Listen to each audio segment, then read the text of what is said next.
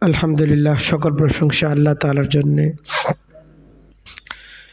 যে মালিক আমাদেরকে নতুন এই বর্ষের প্রথম জুমার নামাজ আদায়ের উদ্দেশ্যে যথাসময়ে মসজিদে আসার, প্রয়োজনীয় দিনই আলোচনা করার ও শোনার তৌফিক দান করেছেন। মালিকের শুকরিয়া আদায় করি আলহামদুলিল্লাহ। অসংখ্য গণিত দরুদ সালাম বর্ষিত হোক আকায়ে নামদার তাজদার মদিনা মুহাম্মদুর রাসূলুল্লাহ সাল্লাল্লাহু আলাইহি ওয়াসাল্লামের প্রতি। আল্লাহ তাআলা আমাদেরকে যার উম্মত হওয়ার সৌভাগ্য দান করেছেন।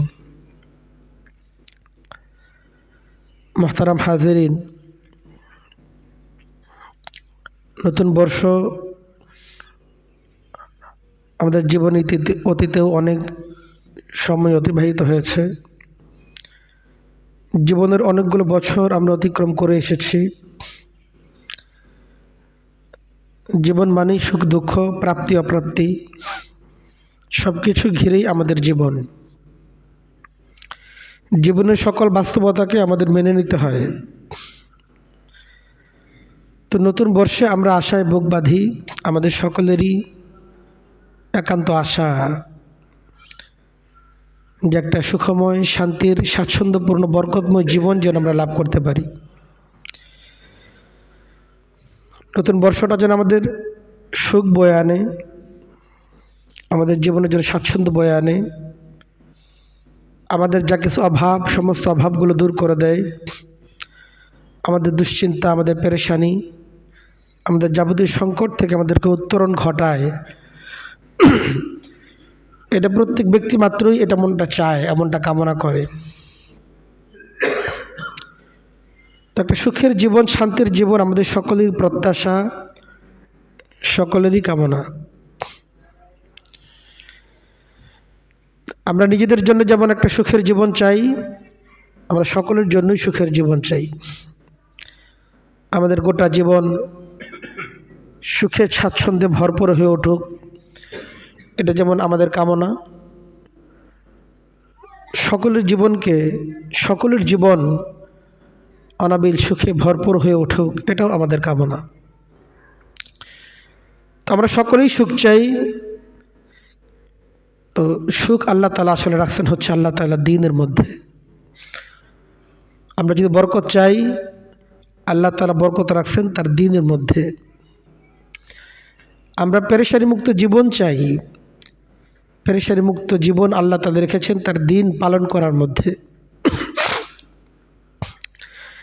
একজন মুমিনের সুখ আর একজন কাফিরের সুখ, দুইটা নিজাম, দুইটা নিয়ম একরকম না। আল্লাহর প্রতি অবিশ্বাসী মানুষ, সে তার জীবনের সুখ খুঁজে নিতে পারে অন্যায়ের মাঝে, অপরাধের মাঝে। কিন্তু একজন মুমিন ব্যক্তি আল্লাহ তাআলা থেকে দূরে থাকবে, আল্লাহকে ভুলে থাকবে, আল্লাহ তাদের হুকুম থেকে দূরে থাকবে, আল্লাহর দ্বীনকে বর্জন করবে, আর সে একটা বরকতের জীবন, সুখের জীবন লাভ করবে, এটা কখনো সম্ভব না। এজন্য আমাদের প্রতি আল্লাহ তাআলা নির্দিষ্ট এটাই, উদখুলু ফিস-সিলমি কাফা। আল্লাহ তাআলা যে দ্বীন আমাদেরকে দান করেছেন, এই দ্বীনের মাঝে পূর্ণরূপে প্রবেশ করা, এটা আল্লাহ তাআলার পক্ষ থেকে আমাদের জন্য নির্দেশ। এবং দ্বীন পালন এটা কঠিন কিছু না। আসলে আল্লাহ তাআলা দ্বীনকে এমনভাবেই সাজিয়েছেন, দ্বীনের হুকুমগুলো এমনভাবেই দিয়েছেন। ইসলাম হচ্ছে স্বভাবজাত একটি ধর্ম। স্বভাব বিরুদ্ধ, অসহনীয়, কষ্টকর, মানুষের জন্য অসাধ্য এমন কোন হুকুম আল্লাহ তাআলা পালন করার আদেশ আমাদেরকে করেননি। আল্লাহ বলেন আদ-দীনু ইউসরুন, দ্বীন তো সহজ। পবিত্র কোরআন কারীমের মাঝে আল্লাহ তাআলা বলছেন ওয়ামা জাআলা আলাইকুম ফিদ-দীনি মিন হারাজ। আল্লাহ তাআলা দ্বীনের মাঝে তোমাদের জন্য কোনো কষ্ট রাখেননি। দ্বীন পালন করতে তোমার অস্বাভাবিক কষ্ট হবে, অসহনীয় কষ্ট তোমাকে সহ্য করতে হবে। আল্লাহ তাআলা দ্বীনটাকে এমন বানাননি। দ্বীনের সাধারণ কার্যাবলী এমনই, একজন ব্যক্তি অত্যন্ত সহজেই এই দ্বীনটা পালন করতে পারে। আল্লাহ তাআলা অন্যত্র বলেন লা ইউকাল্লিফুল্লাহু নাফসান ইল্লা ওয়াসআহা। আল্লাহ তাআলা কোনো ব্যক্তিকে তার সাধ্যাতীত কাজের নির্দেশ দান করেন না। আল্লাহ তাআলা মানুষকে এমন কাজের নির্দেশ দান করেন যে কাজ তার সাধ্যের অনুকূল, তার সাধ্যের আওতাভুক্ত, সহজেই সে করতে পারে। যে কাজ করার সামর্থ্য বান্দার রয়েছে এমন কাজই আল্লাহ তাআলা একজন বান্দাকে করতে বলেন। আমরা যদি আল্লাহ তাআলা যে সহজ দিন আমাদেরকে দিয়েছেন এই দিনটা জানি এবং সেটাকে মানার চেষ্টা করি, আল্লাহ তাআলার ওয়াদা আমাদের জন্য আছে যে আল্লাহ তাআলা একটা সুখের জীবন, একটা বরকতময় পবিত্র জীবন, দুশ্চিন্তা মুক্ত, পেরেশানি মুক্ত একটি জীবন আল্লাহ তাআলা আমাদেরকে দান করবেন। আল্লাহ তাআলা পবিত্র কোরআন কারীমের মাঝে ইরশাদ করেন, মান আমিলা সালিহান মিন যাকারিন আও উনসা ওয়া হুয়া মুমিনুন ফালানুহয়িয়ান্নাহু হায়াতান তাইয়্যিবাহ ওয়া লানাজজিয়ান্নাহুম আজরাম বিআহসানি মা কানু ইয়ামালুন। আল্লাহ তাআলা বলে যে কোনো ব্যক্তি সে যদি ইমানদার হয়, সে নারী হোক কিংবা পুরুষ হোক, সে যদি নেক আমল করে, কোনো ব্যক্তি যদি ইমানদার হয় এবং আল্লাহ তাআলা দ্বীনের মাধ্যমে আমাদেরকে যে নেক আমল করার সন্ধান দিয়েছেন, কোনো ব্যক্তি যদি সেই নেক আমলগুলো করে, আল্লাহ বলেন ফালানুহয়িয়ান্নাহু হায়াতান তাইয়্যিবাহ, আমি তাকে একটা হায়াতে তাইয়্যিবা দান করব, একটা পবিত্র জীবন, একটা সুখের জীবন, দুশ্চিন্তামুক্ত, পেরেশানি মুক্ত একটা বরকতময় জীবন আমি তাকে দান করব। এজন্য আমরা যদি সুখ পেতে চাই নতুন বর্ষে বা আমাদের আগামী জীবনের যতদিন আল্লাহ তাআলা হায়াত আমাদেরকে রেখেছেন, আমরা যদি দুনিয়ার জীবনটাকে সুন্দরভাবে কাটাতে চাই, দুশ্চিন্তা মুক্ত, পেরেশানি মুক্ত, সব ধরনের শঙ্কামুক্ত জীবন আমরা কাটাতে চাই, আমাদেরকে অবশ্যই দ্বীনের পথেই আসতে হবে, দ্বীন পালন করতেই হবে। দ্বীন পালন করা ছাড়া আমি যতই চেষ্টা করি, যত তদবির করি, যত দ্বারে দ্বারে ঘুরি, যত দুয়ারে দুয়ারে ধর্ণা দেই, সুখ পাওয়া সম্ভব হবে না, মনের শান্তি প্রশান্তি এটা পাওয়া সম্ভব হবে না। তো দ্বীন অত্যন্ত ব্যাপক একটি বিষয় এবং নেক আমল করা এটা অত্যন্ত ব্যাপক এবং বিস্তৃত একটা বিষয়। এর কোনো সীমা নাই যে কি কি নেক আমল করতে হবে। নেক আমলের কোনো শেষ আছে? শেষ নেই। কাজেই সকল বিষয় সম্পর্কে জানা এটা যেমন আমাদের জন্য সম্ভব না, সকল বিষয় বলা একই মজলিসের মধ্যে সেটাও সম্ভব না, কিন্তু মৌলিকভাবে আমরা 4টা নেক আমলের আলোচনা করতে পারি। কোনো ব্যক্তি যদি এই মৌলিক 4টি নেক আমলকে পালন করে, এই 4টা নেক আমলের মধ্যে সকল নেক আমলের নির্যাস আল্লাহ তাআলা রেখে দিয়েছেন। অন্যান্য নেক আমল যেমন তার জন্য সহজ হয়ে যাবে এবং এই মৌলিক 4টি নেক আমলের মাধ্যমে একটা বান্দা সুখময় স্বাচ্ছন্দ্যময় জীবন লাভ করার সুযোগ লাভ করবে। যে মৌলিক 4টি নেক আমল একজন মুমিনের জন্য অপরিহার্য, তার আখিরাতের জন্য যেমন অপরিহার্য, ঠিক এমনিভাবে তার দুনিয়ার জীবনকে সুখী করার জন্য অপরিহার্য। যে নেক আমল না করলে একজন ব্যক্তি কখনো সুখ পেতে পারবে না। এর মধ্যে সবচেয়ে গুরুত্বপূর্ণ নেক আমল যেটা, সেটা হচ্ছে সালাত, নামাজ। একজন মুমিন যদি সুখের জীবন লাভ করতে চায়, একটা আনন্দের জীবন লাভ করতে চায়, দুশ্চিন্তা মুক্ত জীবন লাভ করতে চায়, নামাজ তাকে পড়তেই হবে। নামাজের কোনো বিকল্প নেই। একজন ব্যক্তি ইসলাম গ্রহণ করার পর আল্লাহ তাআলার পক্ষ থেকে সর্বপ্রথম যে সবচেয়ে গুরুত্বপূর্ণ যে ফরজ জিম্মাদারি বান্দার প্রতি, সেটা হচ্ছে নামাজ। ঈমান আনার পর ইসলামের ভিত্তি যে 5টি রুকুনের উপর 1 নম্বর তো হচ্ছে কালেমা, আর 2য় নম্বরই হচ্ছে নামাজ। হাদিসের মধ্যে আছে বুনিয়াল ইসলাম ওয়ালা খামসিন, ইসলামের 4টা ভিত্তি আছে, পিলার আছে। এই পিলারগুলোর উপর ইসলামের ছাদ দাঁড়িয়ে আছে। পিলার যদি ধসে যায় ছাদ থাকবে, ছাদ পড়ে যায়। এর মধ্যে অন্যতম গুরুত্বপূর্ণ একটি ভিত্তি, গুরুত্বপূর্ণ স্তম্ভের নাম হচ্ছে নামাজ। এজন্য বলে আসসালাতু ইমাদুদ্দিন, দ্বীনের ভিত্তি হচ্ছে নামাজ। ফামান হাফিজাহা হাফিজাদ-দ্বীন, যে ব্যক্তি নামাজকে হেফাজত করলো সে তার দ্বীনকে হেফাজত করলো। ওয়ামান হাদামাহা ফাকাদ হাদামাদ-দ্বীন,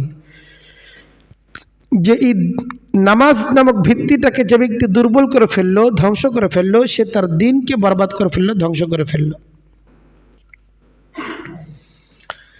এই জন্য আমরা যদি সুখের জীবন লাভ করতে চাই, শান্তির জীবন লাভ করতে চাই, নামাজ আমাদেরকে পড়তেই হবে। হাসরের ময়দানে সর্বপ্রথম যে আমলের হিসাব আল্লাহ তাআলা নেবেন সেটা হচ্ছে নামাজ। আল্লাহ রাসূল সাল্লাল্লাহু আলাইহি সাল্লাম বলেন, আউয়ালু মা ইউহাসাবু বিহিল মারউ ইয়াওমাল কিয়ামাতি সালাতুহু, সর্বপ্রথম যে হিসাব বান্দার থেকে নেওয়া হবে, যে আমলের হিসাব নেওয়া হবে, সেটা হচ্ছে বান্দার নামাজ। এই হিসাবটা আমাদের সকলকে দিতেই হবে। হিসাব দেওয়ার জন্য আমরা প্রস্তুত তো ইনশাআল্লাহ? আল্লাহ তাআলা আমাদেরকে প্রস্তুত হওয়ার তৌফিক দান করেন।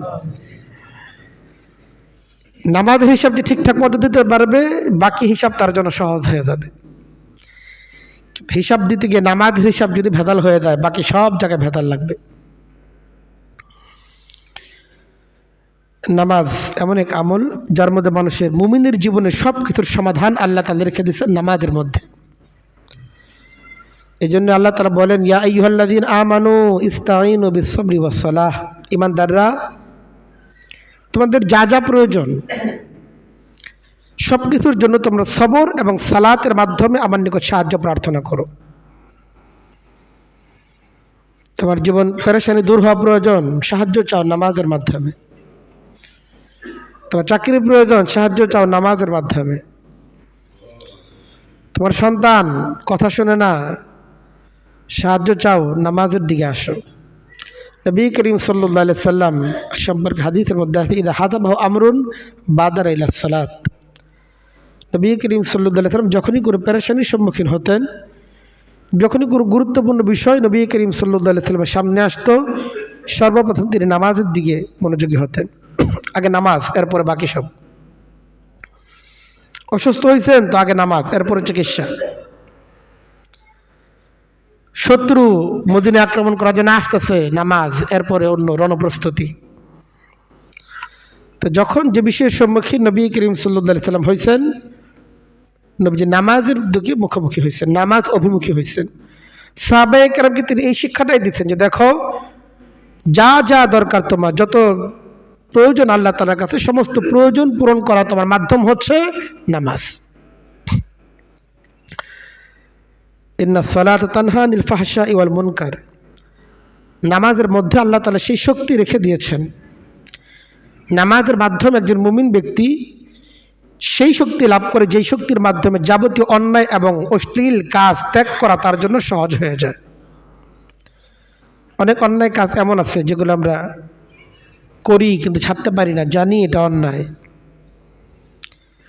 অন্যায় কাজ ছাড়ার জন্য সবচেয়ে গুরুত্বপূর্ণ আমল যেটা, সেটা হচ্ছে নামাজ ধরে রাখা। আল্লাহ বলেন, ইন্না সালাতা তানহা আনিল ফাহশাই ওয়াল মুনকার, নিশ্চয় নামাজ তানহা আনিল ফাহশাই ওয়াল মুনকার, অশ্লীল কাজ, অন্যায় কাজ থেকে বাধা প্রদান করবে। নামাজ আদায় করার পরও কেউ যদি অন্যায় ছাড়তে না পারে, তো বুঝতে হবে নামাজ নিশ্চয়ই হচ্ছে না, নামাজে কোনো ভুল আছে, কোনো ত্রুটি আছে, কাঙ্ক্ষিত মানের নামাজ আমি পড়তে পারছি না। নামাজ যদি নামাজের মতো হয়, কাঙ্ক্ষিত মানের নামাজ হয়, নিঃসন্দেহে সেই নামাজ অন্যায় এবং অশ্লীল কাজ প্রতিহত করবেই, কারণ এটা আল্লাহ তাআলার বাণী, এটা মিথ্যা হতে পারে না। কাজেই আমার নিজের ক্ষেত্রে আমি অনুভব করি যে আমি নামাজ আদায় করতেছি কিন্তু গুনাহ করে যাচ্ছি। নামাজ আদায় করার পরও কোনো ব্যক্তি যদি গুনাহ করতে থাকে, তো বুঝতে হবে নিশ্চয়ই নামাজে কোনো সমস্যা আছে। এদের নিজে সেই নামাজটাকে সংশোধন করা চাই যে আমার নামাজের কোন জায়গায় ত্রুটি আছে, কোন জায়গায় খুঁত আছে। আল্লাহ রাসূল সাল্লাল্লাহু আলাইহি ওয়াসাল্লাম যেভাবে নামাজ আদায় করেছেন, সাহাবায়ে কেরামকে যেভাবে শিক্ষা দিয়েছেন, আমার নামাজটা মানে ওই মানের হচ্ছে না, ওই সুন্নাহ অনুসারে হচ্ছে না। এই জন্য আমাদের সকলেরই আমরা যদি সুখের জীবন চাই, নতুন বর্ষে বরকতময় জীবন আমরা কামনা করি, আমাদের নামাজকে ধরে ফেলতে হবে। অতীতে যদি নামাজ না ধরে থাকি তো অনেক সময় পার হয়ে গেছে আসলে, কিন্তু সময় এখনো ফুরা যায়নি আসলে। যতদিন পর্যন্ত হায়াত আল্লাহ তাআলা রাখছেন, মৃত্যুর ফেরেশতার মুখোমুখি হওয়ার আগ পর্যন্ত আমাদের সুযোগ আছে, আল্লাহ তাআলার কাছে ফিরে আসার সুযোগ আমাদের এখনো আছে। আল্লাহ তাআলা এখনো যে আমাদের হায়াতটা রাখছেন, এই সুযোগটাকে হাতছাড়া না করা চাই। তওবা করে অতীতের জীবনের জন্য আল্লাহর কাছে ক্ষমা প্রার্থনা করা, তওবা করা, এবং এখন থেকে আর যেন কোনো নামাজ আমার জিম্মায় কাজা না থাকে এই ফিকির করা, এবং সময় মতো নামাজ আদায় করা।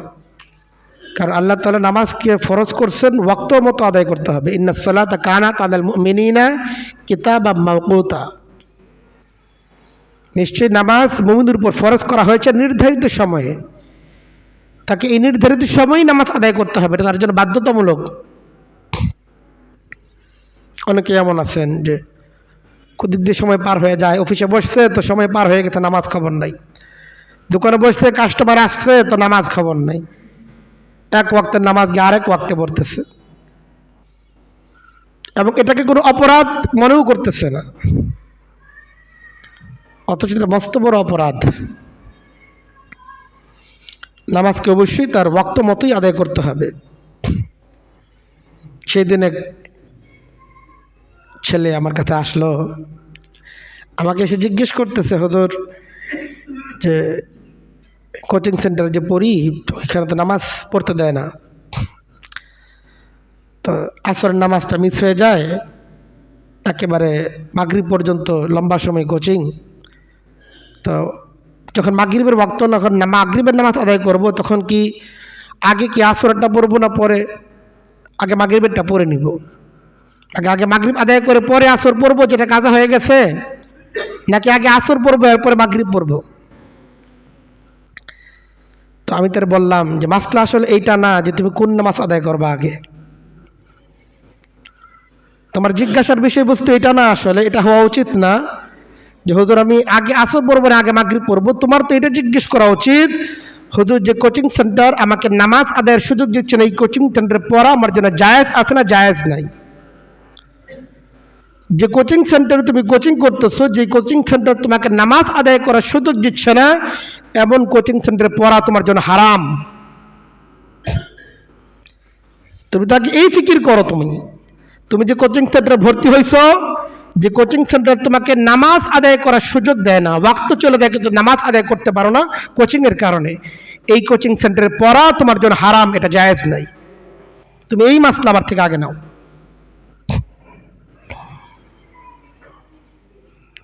খুব খেয়াল করার ব্যাপার। নতুন বর্ষ আসতেছে, আপনাদের সন্তানদেরকে, নাতিদেরকে শিক্ষা প্রতিষ্ঠানে ভর্তি করবেন। যে শিক্ষা প্রতিষ্ঠান আপনার সন্তানকে নামাজ আদায়ের সুযোগ দিবে না, নামাজের সময় হয়ে যায় নামাজ আদায়ের সুযোগ দিবে না, আপনার সন্তানকে সেই শিক্ষা প্রতিষ্ঠানে ভর্তি করা আপনার জন্য হারাম। আপনার সন্তানকে নতুন কোচিং সেন্টারে দিবেন, কোচিং সেন্টার তাকে নামাজ আদায়ের সুযোগ দেয় না, এমন কোচিং সেন্টারে কোচিং করানো আপনার সন্তানকে আপনার জন্য হারাম। আপনি দোকানে চাকরি করেন, কর্মচারী, মালিক আপনাকে নামাজ আদায়ের সুযোগ দেয় না, এই দোকানে আপনার কর্মচারীগিরি করা আপনার জন্য হারাম। আপনি অফিসে চাকরি করেন, অফিস আপনাকে নামাজ আদায়ের সুযোগ দেয় না, এমন অফিসে চাকরি করা আপনার জন্য হারাম, অফিস যদি আপনার নামাজ আদায়ের ক্ষেত্রে বাধা হয়ে দাঁড়ায়। কাজে খুব খেয়াল করার ব্যাপার। মুমিনের নামাজ সবার আগে থাকতে হবে। আগে নামাজ, এরপরে বাকি সব কিছু। নামাজ ঠিক থাকবে তো সব ঠিক থাকবে, নামাজের মধ্যে সমস্যা হবে তো সকল জায়গার মধ্যে সমস্যা হবেই। কাজে আমরা যদি সুখের জীবন লাভ করতে চাই, শান্তির জীবন লাভ করতে চাই, আমাদেরকে নামাজের দিকে আসতে হবে। নামাজ আদায় করা ছাড়া মুমিনের জীবন কোনোদিন সুখের হতে পারেই না। এই জন্য নামাজের ব্যাপারে নিজেদেরকে যেমন যত্নবান হতে হবে, নিজেদের পরিবার পরিজন সকলের নামাজের খবর আমাদের নেওয়া চাই। পবিত্র কোরআন কারীমের মাঝে আল্লাহ তাআলা বলেন, ওয়া'মুর আহলাকা বিস-সালাতি ওয়াসতাবির আলাইহা। নবী, আপনি আপনার পরিবার পরিজন তাদেরকে নামাজের আদেশ করেন এবং নিজে নামাজের উপর অটল থাকেন।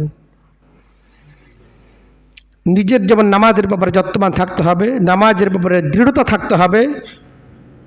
দুনিয়া উল্টে গেলেও আমাকে অবশ্যই নামাজ আদায় করতেই হবে, যথাসময়ে নামাজ আদায় করতে হবে। আল্লাহ রাসূল সাল্লাল্লাহু আলাইহি ওয়াসাল্লাম যুদ্ধের ময়দানে শত্রুর মুখোমুখি নামাজ ছাড়েন না, নামাজ আদায় করছেন। এই জন্য কোনো অবস্থাতে নামাজ ছাড়ার কোনো সুযোগই নাই। যতক্ষণ পর্যন্ত হায়াত আছে ততক্ষণ পর্যন্ত নামাজ ছাড়ার কোনো সুযোগ নাই। এমনকি আইসিইউর বেডে এক ব্যক্তি শুয়ে আছে, সে এখনো তার মাথাকে নাড়াতে পারে, এখনো তার ইশারা নামাজ আদায় করতে হবে, যদিও তার গোটা বডি অচল। হ্যাঁ, যখন মাথা নাড়াচাড়া করার সুযোগ থাকবে না, শুধু চোখে মিটমিট করতে পারে, তখন আর তার নামাজ আদায়ের হুকুম নেই। অথবা একজন ব্যক্তি পাগল হয়ে গেছে, তার উপর নামাজ আদায়ের হুকুম নেই। যতক্ষণ পর্যন্ত ব্রেন সচল আছে, মাথা নাড়ানোর শক্তি আছে, ততক্ষণ পর্যন্ত আপনার নামাজ আদায় করতে হবে। দাঁড়িয়ে পারেন না তো বসে পড়তে হবে, বসে না পারেন তো শুয়ে পড়তে হবে, যেভাবে পারেন সেভাবেই পড়তে হবে, কিন্তু নামাজ ছাড় দেওয়া যাবে না। এই যে নিয়মিত নামাজ আদায় করতে হবে। পরিবার পরিজন তাদেরকেও নামাজ আদায়ের ব্যাপারে যত্নবান হইতে হবে। ইন্নাস সালাতা কানাত আলাল মুমিনিনা কিতাবাম মাওকুতা, সময় মতো নামাজ আদায় করতে হবে। আল্লাহ তাআলা বলেন, আল্লাহ তাআলা ওয়া'মুর আহলাকা বিস-সালাতি ওয়াসতাবির আলাইহা। নবী, আপনার পরিবার পরিজন তাদেরকে নামাজ আদায়ের নির্দেশ দেন, নামাজের উপর অবিচল থাকেন। লা নাসআলুকা রিজকা, আমি তো আপনার নিকট রিজিক চাই না, আমি তো আপনার দিকে রিজিক চাই না। আল্লাহর বান্দাদেরকেও আল্লাহ তাআলা কি কথা বলতেছে, তোমাদের কাছে আমি রিজিক চাই না, নাহনু নারযুকুকা, রিজিক তো আমি তোমাদেরকে দেব নামাজের মাধ্যমে। আমরা যদি আমাদের রিজিকের পেরেশানি দূর করতে চাই, ব্যবসা মন্দা, চাকরি বাকরির সমস্যা, যাবতীয় সংকট যদি দূর করতে চাই, আল্লাহ তাআলা এই সংকটের সমাধান রাখছেন নামাজের মধ্যে। কাজেই আমাদেরকে নামাজের দিকে অগ্রসর হইতে হবে। আমার বড় দুঃখ লাগে, এমন এমন ভাই অনেক আছেন, সপ্তাহের পর সপ্তাহ যায়, মাসের পর মাস যায়, কোনো দিন তাদেরকে নামাজ আদায়ের দিকে দেখি না।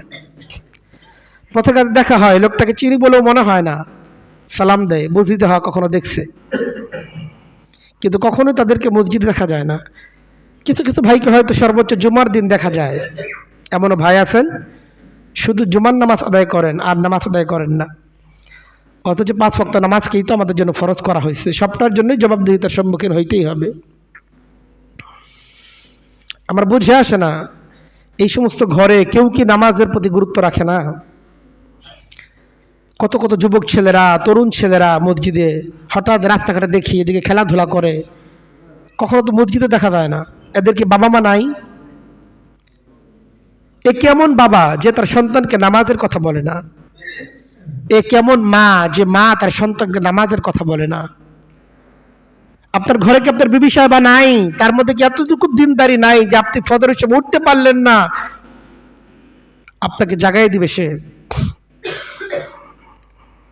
না বাবা তার সন্তানকে নামাজের কথা বলতেছে, না মা তার সন্তানকে নামাজের কথা বলতেছে, না শিক্ষক তার ছাত্রকে নামাজের কথা বলতেছে, স্ত্রী তার স্বামীকে নামাজের কথা বলে না, স্বামী তার স্ত্রীকে নামাজের কথা বলে না। এটা কিভাবে সম্ভব? আলা কুল্লুকুম মাসউলুন ওয়া কুল্লুকুম মাসউলুন আন রাইয়াতিহি। প্রত্যেকেরই স্ব স্ব জায়গায় জিম্মাদারি আছে এবং জিম্মাদারি পালন হয়েছে কিনা আল্লাহ তাআলার কাছে জবাবদিহিতার সম্মুখীন হতেই হবে। কিছু কিছু লোক এত দীর্ঘ রাত এখন, কিন্তু এরপর ফজরের জামাতে শামিল হইতে পারে না। এর চেয়ে দীর্ঘ রাত তো আর আসবে না। এত দীর্ঘ রাতের পরও যদি আপনি ফজরের জামাতে শামিল হতে না পারেন, আপনি কবে আর ফজরের জামাতে শামিল হতে পারবেন বলেন? অন্য সময় ছোট্ট রাত থাকে, আপনি অভিযোগ দেন ছোট রাত, ঘুমের চাপ বেশি, ইত্যাদি ইত্যাদি নানা বাহানা। এখন তো ছোট্ট রাতের বাহানা আপনি আর দিতে পারবেন না, সেই উযর তো আর এখন উপস্থাপন করতে পারবেন না। যদিও রাত ছোট হোক বা বড় হোক, নামাজ আপনাকে পড়তেই হবে। কিন্তু এখন তো রাত অনেক দীর্ঘ, আপনি যদি সময় মতো ঘুমিয়ে যান, আপনি ঘুমিয়ে শেষ করতে পারবেন না, এত দীর্ঘ রাত এখন। এরপরও ফজর আপনি পড়তে পারেন না, আপনি আর কবে ফজরের সালাত আদায় করতে পারবেন? মানুষ অপরাধ করতে করতে, নাফরমানি করতে করতে একটা পর্যায়ে এমন চলে যায়, তার ফিরে আসার সকল পথ বন্ধ হয়ে যায়। এই ব্যক্তি আল্লাহ তাআলার সেজদা, আল্লাহকে সেজদা করবে, এটা থেকে মাহরুম হয়ে যায়। কিছু লোক এমন আছে, একটা পর্যায়ে মানুষ অপরাধ করতে করতে এমন পর্যায়ে উপনীত হয়, সে যে ফজরের সালাতে আসবে আল্লাহ তাআলা সেটা আর চান না। আল্লাহ বলেন, ওয়ালা তাকুনু কাল্লাযীনা নাসুল্লাহ, আমার বান্দারা তোমরা তাদের মতো হও না যারা আল্লাহকে ভুলে গিয়েছিল। আল্লাহ তাআলা ইহুদিদের ব্যাপারে বলতেছেন, উম্মতে মুসলিমাকে, মুসলমানদেরকে আল্লাহ তাআলা লক্ষ্য করে বলতেছেন, এই তোমরা কিন্তু ইহুদিদের মতো হও না যারা আল্লাহকে ভুলে গিয়েছিল। এত দীর্ঘকাল ব্যাপী তারা আল্লাহকে ভুলে থেকেছে। আল্লাহ তাআলা তাদের নিজেদের নফসকে বিস্তৃত করে দিয়েছেন, ভুলিয়ে দিয়েছেন। এই জন্য কখনো তাদের এটা মনেই হয় না যে নামাজ পড়া দরকার, আল্লাহ তাআলা দ্বীনের দিকে ফেরা দরকার, কখনো হয় না। এই জন্য দেখবেন ইহুদিদের আল্লাহ তাআলার দ্বীনের দিকে ফেরার পরিমাণ খুব সামান্য। অন্যান্য ধর্মাবলম্বী যারা আছে তাদের দ্বীন গ্রহণ করার বেশ সুযোগ আছে, প্রচুর পরিমাণ তারা দ্বীনের দিকে আসতেছে, হিন্দু থেকে আসতেছে, খ্রিস্টান থেকে আসতেছে। কিন্তু একজন ইহুদি ইসলাম গ্রহণ করছে, এটা খুব সামান্য। এর কারণ কি? তাদের দীর্ঘ অপরাধ করতে করতে করতে করতে এমন পর্যায়ে চলে গেছে, ফেরার পথ রুদ্ধ হয়ে গেছে। এই জন্য দেখেন, জীবনের অনেকগুলো বছর তো চলেই গেল, কত জীবন আমরা পার করে আসলাম। এখনো যদি আমরা নামাজ না ধরে থাকি, ঘরের মধ্যে নামাজ কায়েম না করে থাকি, আমার স্ত্রী এখনো নামাজ পড়ে না, সন্তান এখনো নামাজ পড়ে না, অভিভাবক হিসাবে ঘরের মধ্যে নামাজের সেই পরিবেশ আমি চালু করি নাই, চলেন নিজেদেরকে পরিবর্তন করি, নতুন বর্ষে নিজেদেরকে বদলে ফেরি। সকলকে নিয়ে বসেন যে দেখো, এই ঘর এখন থেকে আর বেনামাজির ঘর থাকবে না। আমার ঘর, এই ঘর আর কোনোদিন বেনামাজির ঘর থাকবে না। নামাজ পড়বে না, সে তার রবের নাফরমানি করবে, আমার ঘর এমন হতে পারে না। সুখের জীবন যদি লাভ করতে চাই, আমাদের সবচেয়ে গুরুত্বপূর্ণ আমল হচ্ছে আমাদের অবশ্যই নামাজ ধরতে হবে। আমাদের জীবনটা সুখে ভরে উঠুক, এটার জন্য আমাদের দ্বিতীয় যে করণীয়, সেটা হচ্ছে এই, যাদের বাবা মাকে আল্লাহ তাআলা এখনো হায়াতে রাখছেন, যাদের বাবা মা এখনো জীবিত আছে, বাবা মায়ের সাথে সুন্দর আচরণ করা। বাবা মায়ের সাথে কোনো ব্যক্তি খারাপ আচরণ করবে আর দুনিয়ার জীবন তার সুখী হবে, এটা হবে না। একজন ব্যক্তি, সে তার বাবা মায়ের সাথে দুর্ব্যবহার করছে, বাবা মাকে কষ্ট দিছে, তার জন্য তার বাবা মার চোখের পানি ঝরে, এই ব্যক্তি দুনিয়ার জীবন সুখী হতে পারে না। দুনিয়ার জীবনে একসাথে থাকতে গেলে প্রাপ্তি অপ্রাপ্তির অনেক হিসাব থাকে, মান অভিমান অনেক থাকে। কিন্তু সেটাকে যদি আপনি দীর্ঘস্থায়ী করেন, মান অভিমানটাকে দীর্ঘস্থায়ী করেন, কালক্রমে সেই মান অভিমানটা হিংসা বিদ্বেষে পরিণত হয়, শত্রুতায় পরিণত হয়। আর বাবা মার সাথে আপনি আপনার শত্রুর মতোই আচরণ করে বসেন, আপনার কপাল আপনি পুড়িয়ে ফেলছেন, আপনার কপাল আপনি পুড়িয়ে ফেলছেন। কারণ আল্লাহ তাআলা, আল্লাহ এবং তার রাসূলের হুকুম পালন করার পর যাদের হুকুম পালন করাকে আমাদের জন্য অবধারিত করেছেন, সেটা হচ্ছে আমাদের বাবা, আমাদের মা। ওয়াকাদা রাব্বুকা আল্লা তা'বুদু ইল্লা ইয়্যাহ ওয়া বিল ওয়ালিদাইনি ইহসানা। আল্লাহ বলেন, তোমার রব এটা ফয়সালা করে দিয়েছেন, আল্লাহ তা'বুদু ইল্লা ইয়্যাহ, তিনি ছাড়া আর কাউকে তোমরা ইলাহ রূপে গ্রহণ করতে পারবে না, কারো ইবাদত করতে পারবে না। এরপর হুকুম যেটা আল্লাহ দিয়েছেন, বাবা মাকে সম্মান করতে হবে, বাবা মায়ের সাথে সুন্দর আচরণ করতে হবে। ওয়াবিল ওয়ালিদাইনি ইহসানা, পিতা মাতার সাথে সুন্দর আচরণ করতে হবে। হাদিসের মধ্যে এসেছে, আল্লাহ রাসূল সাল্লাল্লাহু আলাইহি সাল্লাম বলেন, রিদার রাব্বি ফি রিদাল ওয়ালিদাইন ওয়া সাখাতু রাব্বি ফি সাখাতিল ওয়ালিদাইন। বাবা মার সন্তুষ্টির মাঝে আল্লাহ তাআলা সন্তুষ্টি নিহিত, আর বাবা মা অসন্তুষ্ট তো আল্লাহ তাআলা তার প্রতি অসন্তুষ্ট। কাজেই দুনিয়াতে যাই হোক না কেন, আমাদের বাবা এবং আমাদের মা, তারা আমাদের জন্য অনেক বড় নিয়ামত। এই নিয়ামতের কদর করা চাই। যে সমস্ত ব্যক্তিরা বাবা মাকে হারিয়ে ফেলছেন, তাদেরকে জিজ্ঞেস করেন তারা কি নিয়ামত হারাইছে। যে সমস্ত ব্যক্তিরা তাদের বাবা এবং মাকে হারিয়ে ফেলেছে, তাদেরকে জিজ্ঞেস করেন না তারা কি নিয়ামত হারাইছে। এখন তার জন্য কে কাঁদে, তার পথপানে কে চেয়ে থাকে। সমস্ত স্বার্থ, সমস্ত দুনিয়ার যত সম্পর্ক আছে, সমস্ত সম্পর্কের মধ্যে স্বার্থ আছে। বাবা মা হচ্ছেন একমাত্র ব্যক্তি যারা নিঃস্বার্থভাবে তার সন্তানের জন্য যাবতীয় ত্যাগ কোরবানি স্বীকার করতে প্রস্তুত থাকেন। বাবা মাকে কষ্ট দেওয়া দূরের কথা বলা, তাকুল্লাহ উফি বলা তানহার হোমা। আল্লাহ বললেন বাবা মাকে রাগত স্বরে কোনো কথা বলা যাবে না, তারা কোনো কষ্ট দিলে উফ শব্দ পর্যন্ত করা যাবে না বিরক্তির কারণে। তারা একটা কথা বলছে আপনার ভালো লাগে নাই, উফ বলছেন, আল্লাহ তা নিষেধ করছেন, এটাও করা যাবে না। এই জন্য আমরা যদি সুখের জীবন লাভ করতে চাই, দুনিয়ার জীবনে সুখ চাই, দুনিয়ার জীবনে একজন ব্যক্তি যদি নাফরমান হয় কিন্তু সে তার বাবা মাকে খুশি করছে, দুনিয়ার জীবন তার সুখী হয়ে যায়। আপনি খেয়াল করে দেখতে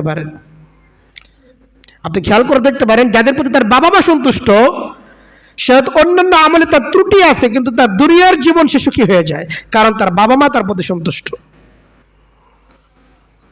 শীতের সিজন চলতেছে, নিজের সন্তানদেরকে নিয়ে কত পিঠাপুলির আয়োজন করতেছেন, বাবা মারে খাওয়ানোর সুযোগ হয়েছে কি? আপনার বাবা আপনার মা আপনার সাথে থাকে, একসাথে বসেন, তাদেরকে নিয়ে পিঠার আয়োজন করেন। গ্রামের বাড়িতে থাকে, তাদের জন্য পিঠা রান্না করে যান, তাকে মুখে তুলে খাইয়ে দেন, দেখেন কত খুশি হয়, আল্লাহ খুশি হয়ে যাবে। দুনিয়ার জীবন যদি আমরা সুখী করতে চাই, আমাদের বাবা মাকে যে কোনো মূল্যে সন্তুষ্ট করা চাই। আমরা যদি আমাদের সুখময় জীবন চাই, তৃতীয় যে কাজটা বলেছিলাম, মৌলিকভাবে 4টি কাজ করব। এটা হলো সমস্ত দুনিয়ার যত হুকুম আহকাম আছে, সমস্ত হুকুম আহকামের নির্যাস আছে এই 4 হুকুমের মধ্যে। 1 নম্বর হলো নামাজের ব্যাপারে যত্নবান হন, দ্বিতীয় হচ্ছে বাবা মাকে আপনি খুশি করে ফেলেন, আর 3 নম্বর হচ্ছে আল্লাহ তাআলা জিকির করেন। উযকুরুল্লাহ যিকরান কাসীরা, আল্লাহ তাআলা বলেন যত বেশি বার আমার জিকির করো। জিকির একমাত্র আমল যার কোনো সীমানা দেন নেই আল্লাহ তাআলা। কতটুকু জিকির করবে? নামাজ 2 রাকাত 4 রাকাত সংখ্যা আছে, এর চেয়ে বেশি একসাথে 5 রাকাত বললে হয় না, জিকির যত বেশি পারো করো। উযকুরুল্লাহ যিকরান কাসীরা, কোনো সীমানা দরকার নাই, যত বেশি পারি আমরা জিকির করা চাই। আলা বিযিকরিল্লাহি তাতমাইন্নুল কুলুব, আল্লাহ বলেন জিকিরের মধ্যে আল্লাহ তাআলা মুমিনদের অন্তরের প্রশান্তি রেখে দিয়েছেন। আপনি শান্তি পান না তো জিকির করেন, আল্লাহর নামের জিকির করেন। সুবহানাল্লাহ, আলহামদুলিল্লাহ, লা ইলাহা ইল্লাল্লাহ, আল্লাহু আকবার, ইস্তিগফার পড়েন, দুরূদ শরীফ পড়েন, সুবহানাল্লাহি বিহামদিহি সুবহানাল্লাহিল আযীম। যে জিকিরগুলো কমন জিকির আপনি জানেন শোনেন, সেগুলোই পড়েন। জিকিরের জন্য তো আলাদা সময়কে ফারেক করতে হয় না, অবসর দরকার হয় না, চলতে ফিরতে উঠতে বসতে সবসময় জিকির করা যায়। জিকিরের অনেক নির্ভরযোগ্য গ্রন্থও আছে, আল আযকার, ইমাম নববী রাহমাতুল্লাহ লেখা নির্ভরযোগ্য কিতাবগুলো সংগ্রহ করতে পারেন, এবং কোরআন এবং হাদিসের আলোকে যে জিকিরগুলো সেখানে একত্র করা হয়েছে সেই জিকিরগুলো পড়ে নিজের নিয়মিত অভ্যাসে পরিণত করতে পারেন। কারণ জিকির যে করবে তার অন্তরের মধ্যে শান্তি আসবেই, এটা আল্লাহ তাআলা দিচ্ছেন। দুনিয়ার আপনার যাবতীয় আয়োজন এটা আপনার অন্তরে শান্তি দিতে পারে না যদি আপনার মনের মধ্যে শান্তি না থাকে। আর মনের যদি শান্তি পেতে চান আপনাকে জিকিরের দিকে যেতে হবে। আর আপনি জিকির না করুন আমান আরাদান জিকরি, আল্লাহ তাআলা বলেন যে ব্যক্তি আবার জিকির থেকে মুখ ফিরিয়ে নেবে ফাইন্না লাহু মাঈশাতান যানকা, তার জীবনকে আমি সংকীর্ণ করে দেব, তার জীবনের মধ্যে সংকট দিয়ে দেব আমি তাকে, তার মনের মধ্যে সুখ থাকবে না। এত ঐশ্বর্য এত কিছু আছে, মনের সুখ নাই, তৃপ্তি নাই, ধন সম্পদ অঢেল ধন সম্পদ, সন্তান বখাটে হয়ে গেছে, এত বড় চাকরি করে তার স্ত্রী তার কথা শুনে না, কিসের শান্তি আপনার? আপনার স্ত্রী যদি আপনার কথা না শুনে, এক স্ত্রী তো আপনার দুনিয়ার জীবনকে জাহান্নাম করে দিতে পারার জন্য যথেষ্ট। আপনার কলিজার টুকরা একটা সন্তান আপনার দুনিয়ার জীবনকে জাহান্নাম করে ফেলতে পারে। কোন দিকে ছুটতেছেন? আল্লাহ তাআলা আপনার সমস্ত সমস্যার সমাধান রাখছেন দিন পালন করার মধ্যে। চতুর্থ যে বিষয়টা, আমরা যদি দুনিয়ার জীবনে সুখ পেতে চাই, আমাদের এই নতুন বর্ষটাকে আমরা সুখময় বর্ষ হিসেবে দেখতে চাই, আমাদের চতুর্থ যে কাজটা করতে হবে, আমাদেরকে সৎসঙ্গ অবলম্বন করতে হবে। আমার চলাফেরা যেন ভালো মানুষের সাথে হয়, দিনদার ব্যক্তিদের সাথে হয়। আমার দিনদার ব্যক্তিদের সাথে আমার যত বেশি চলাফেরা হবে, আমার দুনিয়ার জীবন তত সুখী হবে। আপনি যে ফজর নামাজ পড়েন নাই, আপনার কেউ জিজ্ঞেস করছে ফজর নামাজ কেন আসলো, আল্লাহ দেখলাম না তো, জিজ্ঞেস করবে কোত্থেকে? আপনার জিজ্ঞেস করা কেউ নাই তো। কিন্তু আপনার বন্ধু বান্ধব, আপনার চলাফেরা, আপনার প্রতিবেশী যদি দিনদার হইতো, দিনদার প্রতিবেশীর সাথে আপনার সম্পর্ক হইতো, ফজরের মধ্যে আপনার নাই, সে কিন্তু ফোন লাগাইতো, কি ব্যাপার বন্ধু দেখলাম না তো তোমার ফজরে, কোনো সমস্যা কিনা? কিন্তু আপনার এই জাগানোর জন্য কেউ নাই তো। এজন্য আপনাকে গুনাহ থেকে বাঁচাবে কে? আপনার দিনদার বন্ধু, সে আপনাকে গুনাহ থেকে বাঁচাতে পারে। এজন্য আমাদের চলাফেরা যেন দিনদারের সাথে হয়। আল্লাহ তাআলা তার নবীকে পর্যন্ত আদেশ করছেন, নবী আপনার চলাফেরা এটা যেন দিনদারদের সাথে হয়। ওয়াসবির নাফসাকা মাআল্লাযীনা ইয়াদউনা রাব্বাহুম বিল গাদাতি ওয়াল আশিয়্যি, আপনি তাদের সাথে নিজেকে জড়িয়ে রাখুন যারা সকাল সন্ধ্যা তাদের রবকে স্মরণ করে, যাদের মধ্যে দ্বীনের ফিকির আছে। আপনার চলাফেরা তাদের সাথে হওয়া চাই। ইউরিদুনা ওয়াজহু ওয়ালা তাদু আইনাকা আনহুম, আল্লাহ বলেন যারা আল্লাহকে সন্তুষ্ট করতে চায় আপনার চলাফেরা যেন তাদের সাথে হয়। অপর আয়াতের মধ্যে আল্লাহ বলেন আল আখিল্লাহু ইয়াওমা ইযিন বাযুহুম লিবাযিন আদুউন ইল্লাল মুত্তাকিন, এই যে আপনার দুনিয়ার জীবনের বন্ধুরা, একসাথে চা খান, একসাথে ঘোরাফেরা করেন, একসাথে আড্ডা দেন, আপনার কত কত নাফরমানির সাক্ষী হয়ে আছে আপনার বন্ধুরা, আপনি হিসাব করে দেখেন। আল্লাহ বলেন এই বন্ধুরা কিয়ামতের ময়দানে একজন একজনের শত্রু হয়ে যাবে। ওরা দোষ দিবে আল্লাহ, ওর কারণে এটা হয়েছে না, আল্লাহ ওই আমার বলছে। তবে যাদের মধ্যে তাকওয়া থাকবে, আল্লাহর ভয় থাকবে, যে বন্ধুদের মধ্যে পরস্পর আল্লাহর ভয় থাকবে, এরা একে অপরের সহযোগী, হাসরের ময়দানেও সহযোগী হবে। আল্লাহ আমার বন্ধুরা ছাড়া আমি তো জান্নাতে যাইতে পারি না। আর আপনার বন্ধুর জন্য যদি হয় জাহান্নামের ফয়সালা, সে আপনার জান্নাতে কোত্থেকে নিবে? এজন্য আমাদের চলাফেরা, আমাদের উঠা বসা যেন দিনদারদের সাথে হয়। এই সময় দিনদার কারা, তাদের সাথে আপনার কোনো সম্পর্ক নাই। দিনদার ব্যক্তি না আপনার চেনেন, না আপনি দিনদার ব্যক্তিরা চেনেন, এ কেমন জীবন? হাসরের ময়দানে একদিন আসবে, মানুষ আফসোস করবে, ইয়া লাইতানি লাম আত্তাখিয ফুলানান খালিলা, আফসোস এই লোকটা যদি বন্ধুরূপে গ্রহণ না করতাম।